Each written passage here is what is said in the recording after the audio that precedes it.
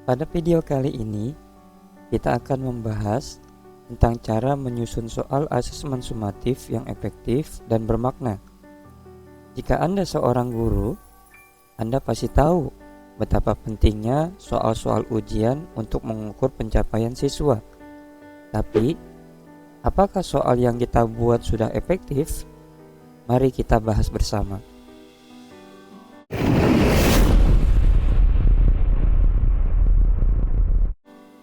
Sebelum kita masuk ke tips dan trik dalam membuat soal, mari kita lihat terlebih dahulu mengapa soal asesmen sumatif harus dirancang dengan baik.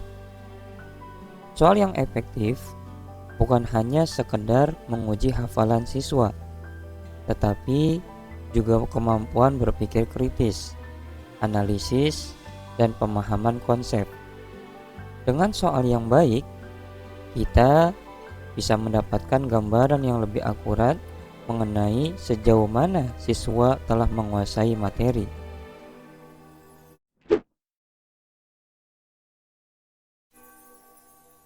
Langkah pertama dalam membuat soal adalah memahami tujuan pembelajaran dan kompetensi inti yang ingin dicapai. Soal-soal yang Anda buat harus mencerminkan target kompetensi yang telah ditentukan dalam kurikulum.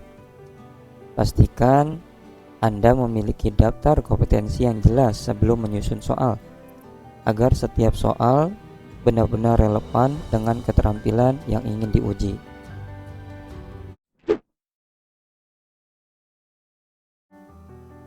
Setelah menentukan kompetensi yang ingin diuji, langkah selanjutnya adalah memilih jenis soal yang sesuai. Soal pilihan ganda, isian singkat, esai, dan dalam bentuk studi kasus masing-masing memiliki kelebihan.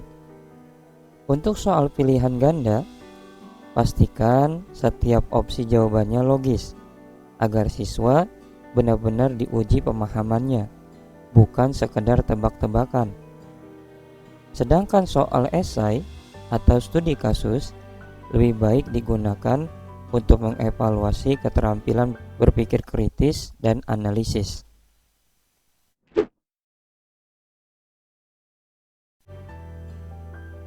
Salah satu strategi yang efektif adalah menggunakan taksonomi Bloom untuk mengkategorikan level kognitif yang ingin dicapai.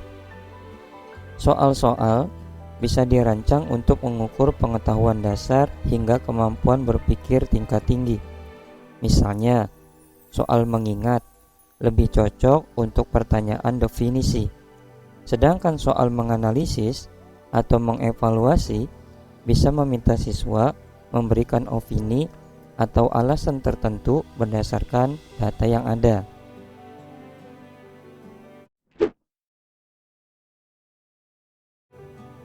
Pastikan bahasa yang Anda gunakan sederhana dan jelas. Hindari kalimat yang terlalu panjang atau kata-kata yang membingungkan, terutama jika soal ditujukan untuk siswa yang lebih muda. Kejelasan soal sangat penting agar siswa tidak salah paham terhadap pertanyaan yang diberikan.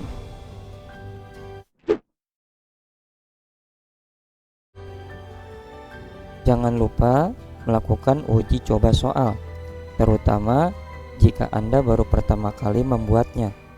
Anda bisa mencoba soal tersebut ke beberapa rekan guru atau bahkan kepada siswa untuk melihat apakah mereka dapat memahaminya dengan baik. Setelah itu, lakukan revisi jika ditemukan bagian yang bisa diperbaiki. Nah, itulah beberapa strategi menyusun soal asesmen sumatif yang efektif. Ingat, soal yang baik akan membantu kita mendapatkan hasil evaluasi yang lebih akurat. Jangan lupa untuk terus mengembangkan metode Anda dan berinovasi dalam menyusun soal.